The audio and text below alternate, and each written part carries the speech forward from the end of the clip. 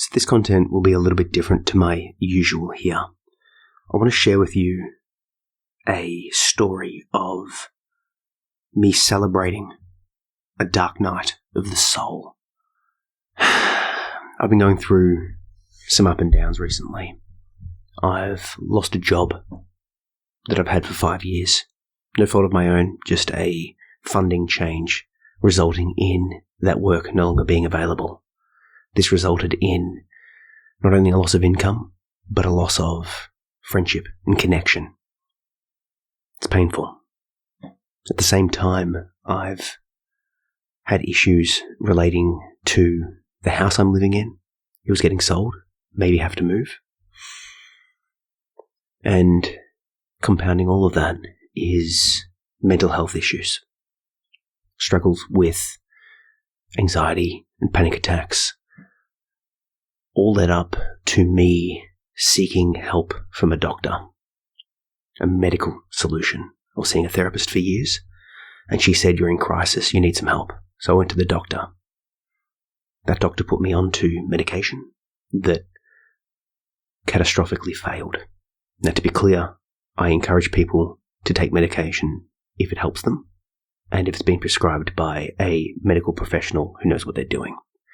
But for me, I tried 3 different medications, and they made it so much worse. The anxiety was gone, but so was everything else.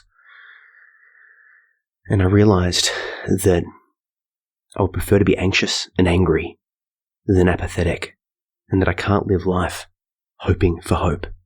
It's unsustainable. I called my doctor, and I had a phone discussion with him, and I'm like, "Hey, I want to get off this medication." And he said, "No, stay on it, and if you need to, take Valiums to survive until you see a psychiatrist who will, presumably take over and give you more medication." And that made me angry, and it sparked something in me. It told me that there is a fire still in me, a drive to survive that I haven't felt for months, for years. And it made me realize that, no, I'm going to take charge of my life. I'm going to get off this medication. I'm still going to see the therapists. I'm still going to go see the psychiatrist. But right now, I'm taking my healing into my own hands. Right now, I am going to do what I feel is right for me. Now, once again, I don't advise this to anyone else because it's me directly going against a medical practitioner giving me advice. By all accounts, it's stupid. However, I do not regret my decision because despite the impacts of coming off the medication, despite the come down, despite all of those bad feelings, I am now feeling better. The intuitive voice inside was screaming at me to take life seriously, to start, to go. There's that idea of the dark night of the soul, a deep spiritual journey, a moment of true surrender, letting go. And that's the moment where the healing journey begins. It's like a spiritual odyssey. And if you're listening to these words, maybe you can relate. There's that feeling of aloneness, because you're traveling through your own soul and delving into the world and becoming more than what you are, than what you've ever been. I try to share my process. I try to share the darkness to sort of highlight the pain that I'm going through, both in this context and everywhere that I am online, in person, with my clients everywhere. I share the truth. It's not pretty, but I don't hold myself up to a perfect account. Life is messy. You go up and down. I was talking to a friend, and she said that I shouldn't outsource my healing to another person. Healing needs to come from within. Now, that healing might be the taking of medication. It might be the listening to therapists. It might be the reading of books. It might be listening to talks like this one. But it's an attitude, an idea, a worldview of taking charge of yourself and your life and your healing and following that intuition. It might be making life changes, starting exercise regimes, trying yoga, doing a martial art, whatever. But it's listening to yourself and it's trusting yourself. There's this idea that happy people are happy when they have low expectations and high acceptance. Low expectations doesn't mean that you're thinking low of people. It just means that you're not expecting them to do anything. You take what you get. You accept.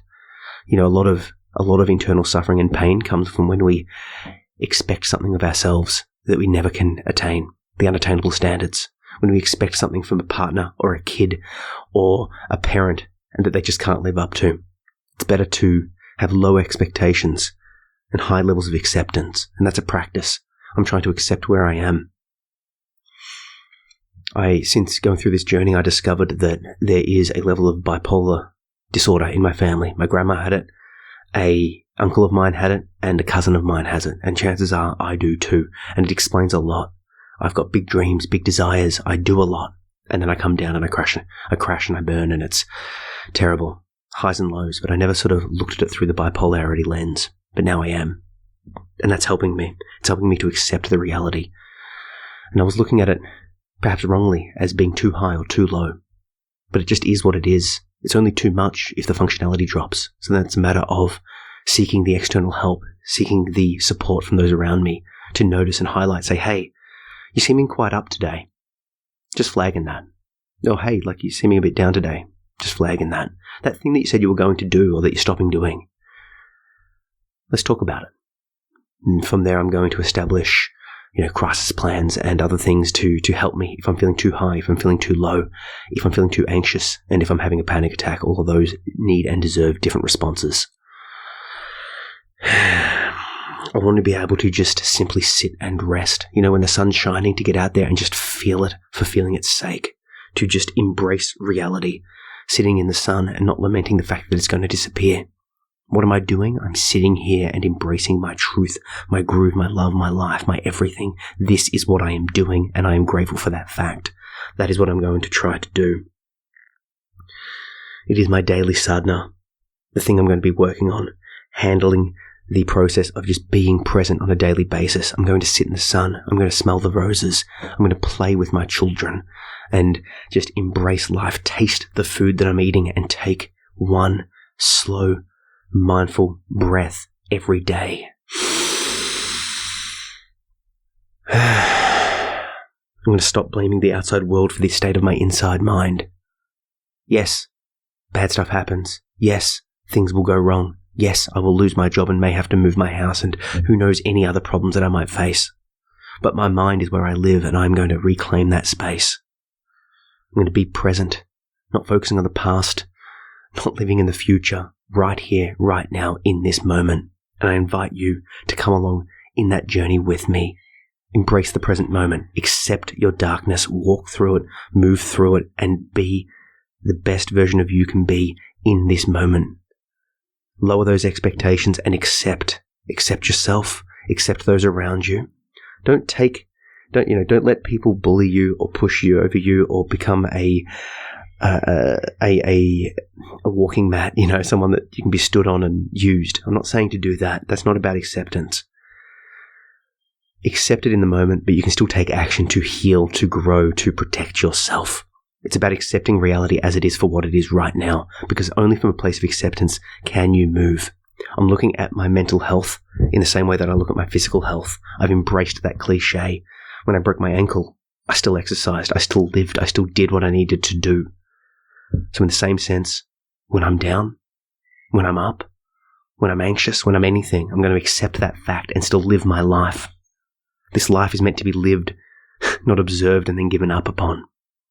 So like I said, I invite you to come with me, to walk through, to celebrate the dark night of the soul, and to move to the future together, healing and growing.